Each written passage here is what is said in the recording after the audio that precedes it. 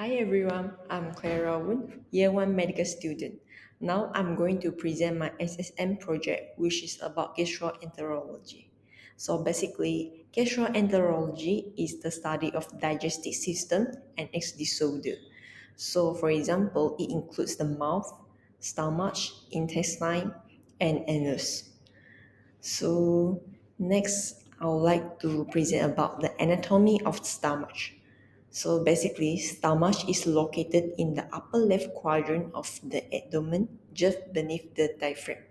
So it is also connected between the esophagus via the lower esophageal sphincter and also the small intestine through the pyloric sphincter.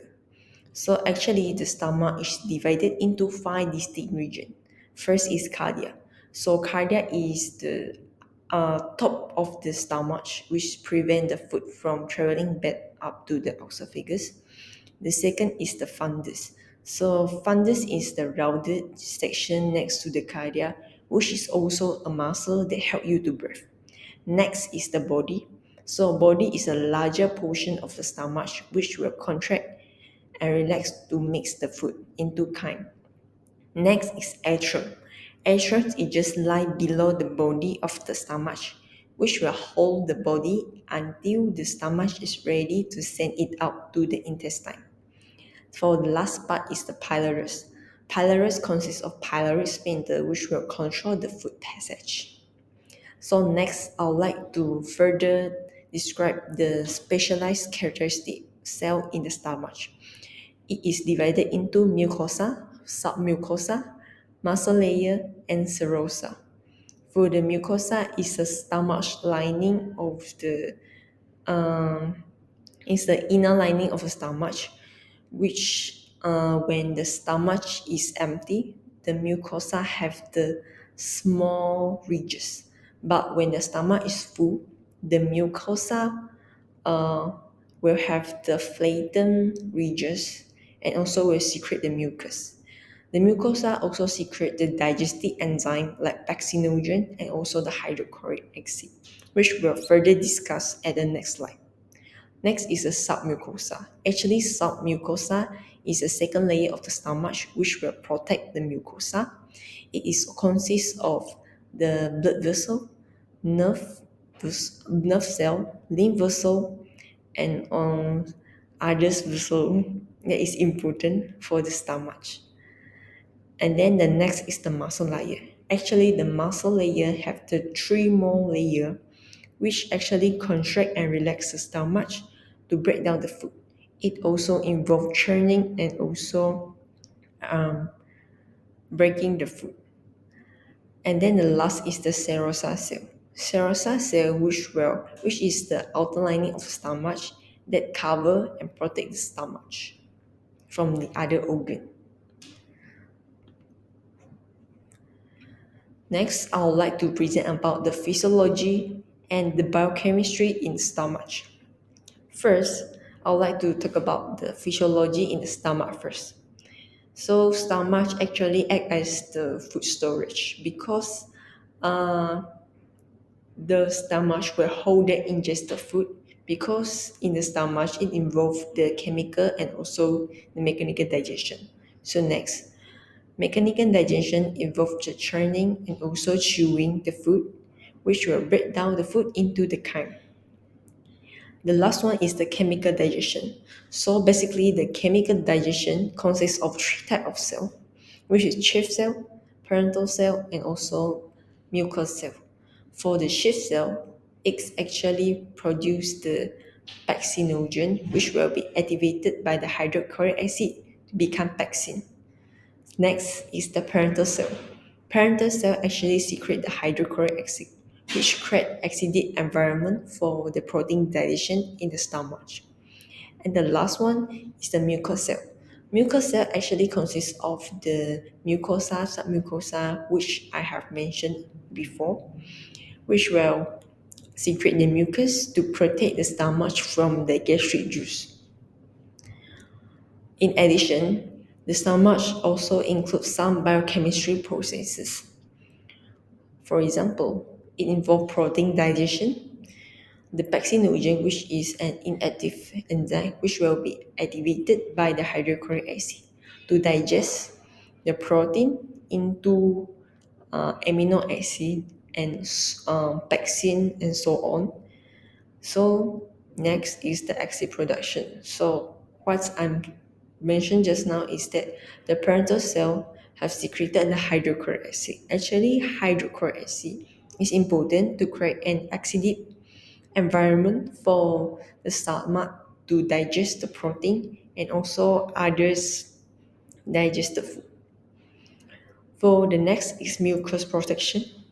So mucus, which is secreted by the mucous cell, will use to cover and protect the stomach from the gastric juice, like also reduce the risk of getting gastritis or other inflammations.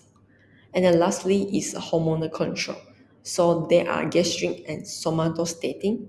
For the gastrin, it is used to stimulate more acid production in stomach, while the somatostatin is used to inhibit the acid production when the stomach is empty. So I would like to present about one of the disease in the stomach, which is gastroesophageal reflux disease, GERD. So GERD is a chronic condition starting with the acid reflux, in which the acid move up into esophagus, leads to irritation. Actually, it is mostly caused by the weak lower esophageal sphincter, which it is mentioned in the circle in the picture. So there are few symptoms which indicate germs. They are heartburn, chronic cough, chest pain, dysphagia. So if it is not treated in future, it will lead some possible complications which are esophagitis and Barrett's esophagus. So there are also some other causes that cause GERD, which is what I mentioned just now: weak lower esophageal sphincter, smoking, obesity, eating large meal before sleeping, and also eating spicy food. So what we're gonna do to treat this disease is that we have to diagnose the disease first. We can confirm the diagnosis using the upper endoscopy. The endoscopy actually is just pass through your mouth into the esophagus, reach to the stomach, which is direct visualize your stomach lining and also the esophagus condition. So next, if double confirm that you have the germs, you can use the medications to treat the disease. Anesthetic is used to neutralize the acid, which is secreted by the stomach.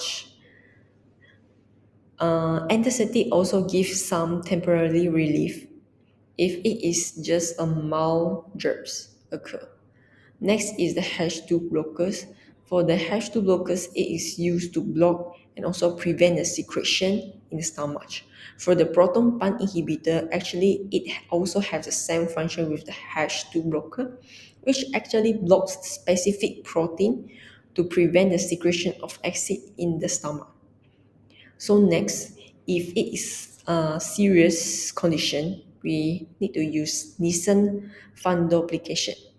It uses the laparoscopic surgery, which is a small incision but have a less recovery time.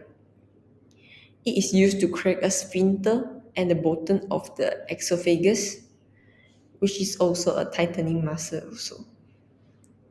So lastly, I would like to present about the historical character in gastroenterology. So basically, William WOON is the father of gastric physiology. He was an army surgeon who is specialized in the human digestion and also its disorder. In 1822, Beaumont treated an injured soldier who survived after a gunshot wound left a permanent hole in his stomach. Next, in 1833, he published experiments and observations on gastric juice and the physiology of digestion. So that's all from me. Thank you.